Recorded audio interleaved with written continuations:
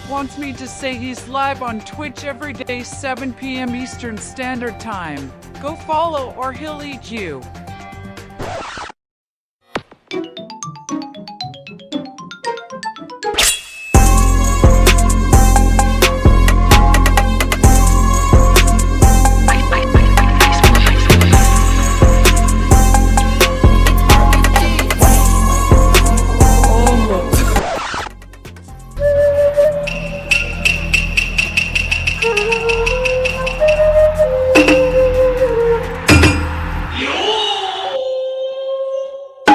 Recollection of experiences that happened to you. Want to This video's gone dead. Do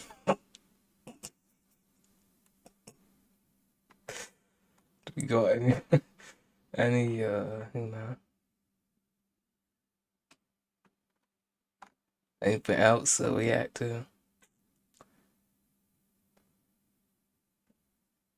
Oh wait, how does structure ruin FNCS? I haven't The watched highest FNCS. level of We about to play competitive Fortnite, so. FNCS, has gone to the point where trading damage on huge towers like this has ruined a huge part of the game. In this video, I'm going to cover why almost every single team feels like they have to do this, but also how the winning team ended up actually setting up multiple counters to this strategy.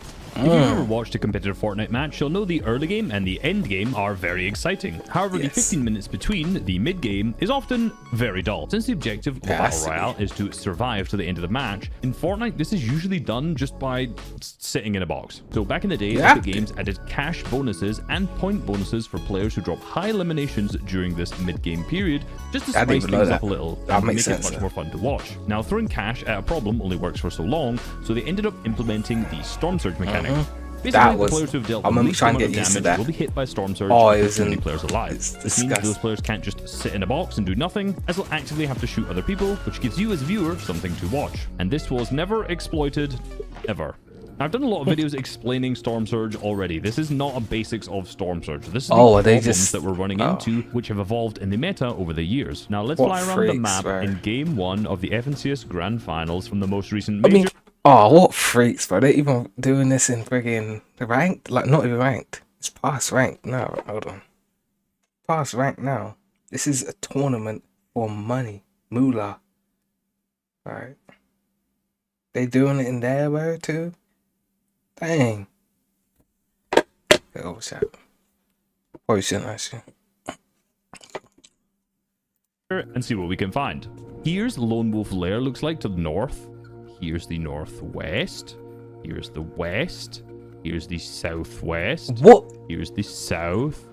What is this strat? I could go on, but I think you get the point. Lots of very large structures all pointing towards each other. So let's take a look at the north, as this was extremely relevant throughout the entire tournament. Marius, Pixie, and Vanya land at Flooded Frogs, and they can't deal damage to players who are at the opposite side of the map, so they have a few options on teams around them. They have Pablo, Fred, and Chino to the east at Supernova Academy, Panzer, Seti, and Yapko to the south at Lone Wolf Lair, Jules, Ghost, and Hyper to the northwest, and Mr. Savage, Chap, and Reason a little further to the west. Now, they could go and fight one of these teams, but this is a very high-risk play. If one player dies, then they have wasted a ton of time and resources, and then you have to reboot them, and you may even just get W-keyed after you reboot anyway, making your game even worse.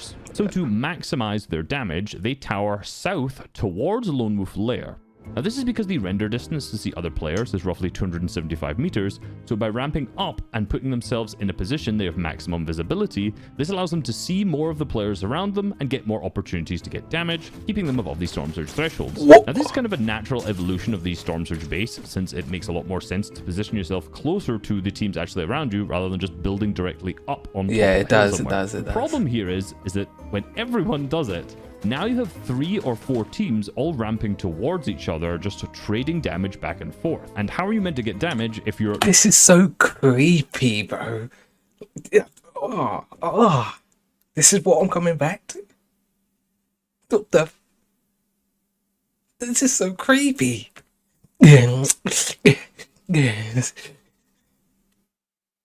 Not doing this. Now look at Vanya's inventory here. You gotta raise the standard, bro. Shout out DK. You gotta raise the standard. a gold DMR, 5 med kits, It's so 6 minis, and a crazy. med miss grenade, with The a frick huge is that? pile of extra heals behind him that Marius has dropped for him. And all of the teams surrounding him are doing the exact same thing. 2 players on top of this tower, because if they get knocked, which they repeatedly do, they can just revive, and 1 at the bottom farming materials and then transferring heals up. As an example, in this game, Panzer gets knocked 5 different times while surge trading and gets revived every single one of them. And here's the thing, they'd get 4 elimination points if they actually managed to get the finish, but allowing them to revive and getting way more storm surge damage benefits them way more as they can get deeper into the game and therefore get more points. Now, by the end of the 3rd zone, Vanya, Marius, and Pixie have dealt 1,935 damage, and they actually only needed 2,022 to cover them for the entire game. That meant that they were basically able to play the storm for the 3rd, 4th, and 5th zones, avoiding every other player in the lobby. I mean, for it's about so 6 smart, minutes. Now, but there's a it's full video so covering this creepy, already, so I bro. won't go into too much detail That's the on playing best the way to storm and the explain it. It's benefits so of this. weird. Basically, they could just avoid everyone for 3 full zones. Now, Kinch Analytics made a great tweet showcasing the damage dealt before the 5th zone for all teams, and Marius, Pixie, and Vanya only dealt 44 damage with a shotgun or SMG across all 12 games. That is All 12. They was not carrying shotguns. What is this? I gotta rewatch this with my dad. He's not gonna believe it. He said, they're not even using shotguns because we play Fortnite. He's got. I mean,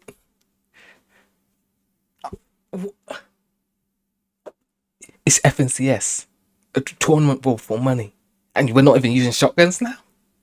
What the frick am I supposed to do? What? I got. Nah. before the 5th zone in all 12 of those games. This means that they didn't get into a single fight before the 5th zone across their entire 2-day long tournament. Does this not feel ban-worthy?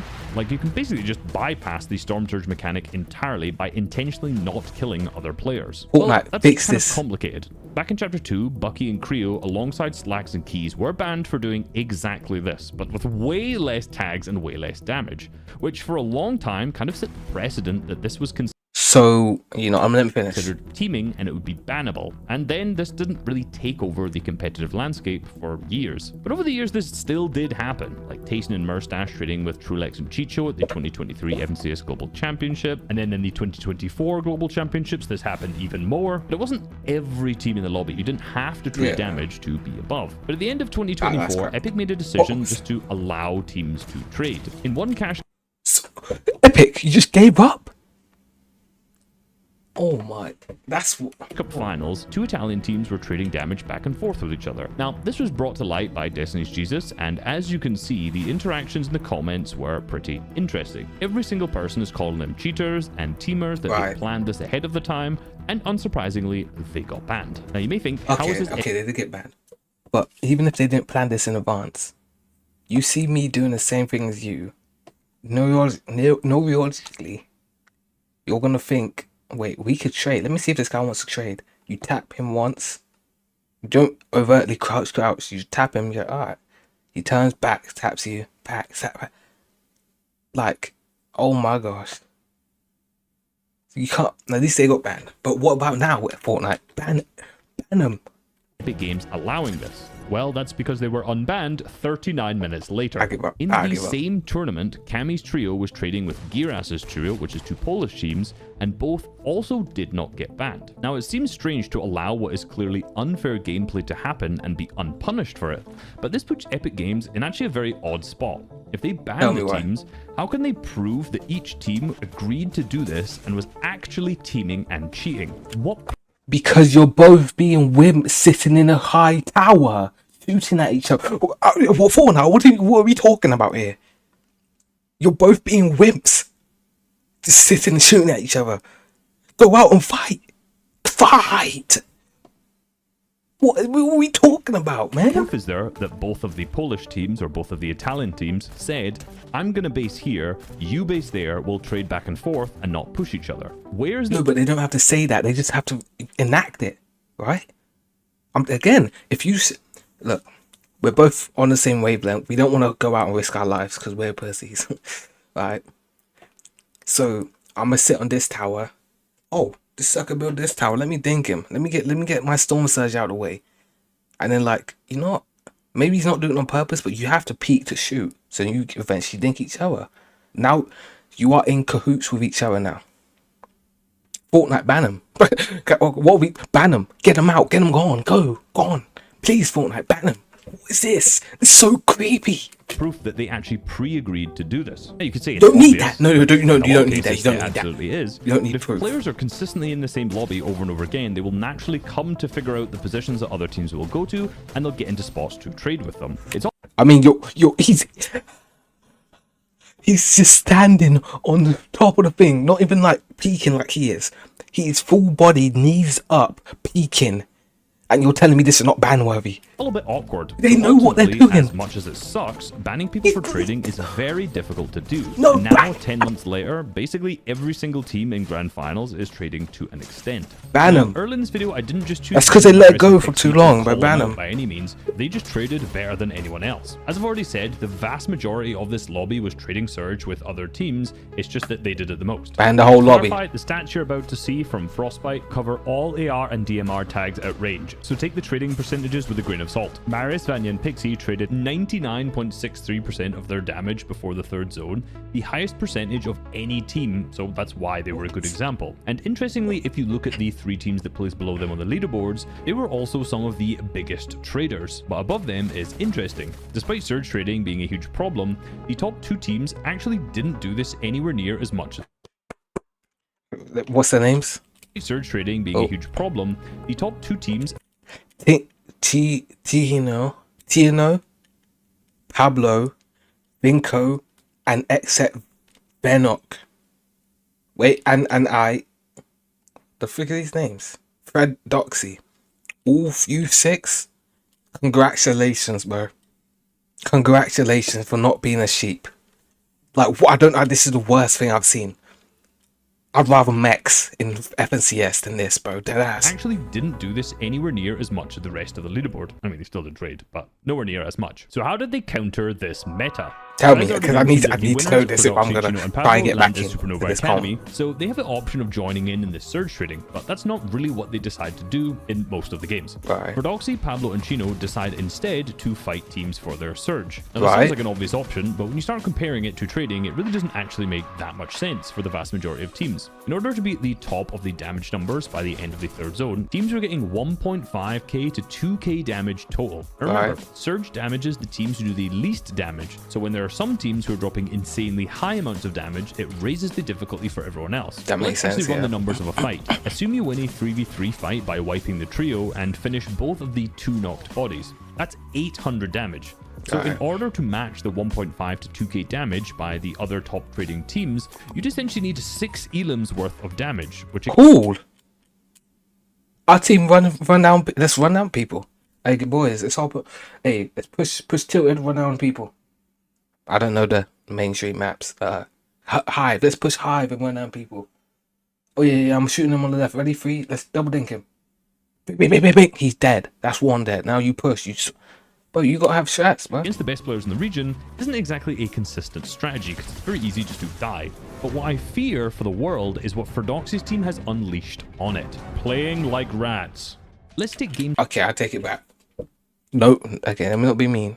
6 as a great example to see how they actually deal with this weird meta. This is actually also a great example because they dealt the most damage before the third zone of any team. Now they quick loot at the drop spot and immediately to lone wolf lair where they crouch up and jump onto Yapko That's with sad, 3 Yapko. 300 damage and 4 elimination Oh points. my But god. Oh, remember, unbox them. Yapko's Oh team my was the gosh. one surge trading with Vanya. So Ferdoxy's team can then just take their place and then themselves trade with Vanya's team back and forth. The same Oh, this is just bad, bro. I'm glad I don't watch this time, no Chino more. can stay back, and rather than looting like other teams would, they've already looted, so they don't need anything else. So he just sits and keeps an eye out for Seti and Panzer, Yapko's teammates, to return. Then when they do return for the reboot card, which they're always going to because they can't Have get to. enough gold to buy it, that is a free 3v2 for them, which means more damage. So they don't need to go for 6 eliminations worth of damage, because instead Let's they can keep doing the get same 1 or thing. 2 and then just take over that team's surge strategy. And then if the other teammates return, it's gets even more free damage. And this is pretty much what they did in a huge amount of their matches. At least they're If you fighting, watch, man. they are just crouching everywhere, always trying to get an instant kill onto one team who's That's smart. unsuspecting it. That drops I'd rather around them. watch And they this changed it up almost every than- single game, and Okay, clearly yeah, had a see? huge amount of different strategies prepared. So I do predict in the future that even more top-level pro teams are just going to be crouching and sneaking and making little rat plays to try and get some easy elims and damage. Now, the Why reason has he got his everyone was walls playing in Penny place like Storm that? is actually extremely related to the Storm Surge trading meta. And if you want to learn about the Fortnite Pro's strangest strategy, you can click on this video right here.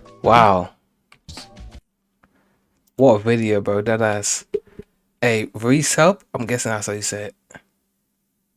Hey, what a video, bro. That ass. Bro, that is insane. I never. Oh, no. I never expected that, bro.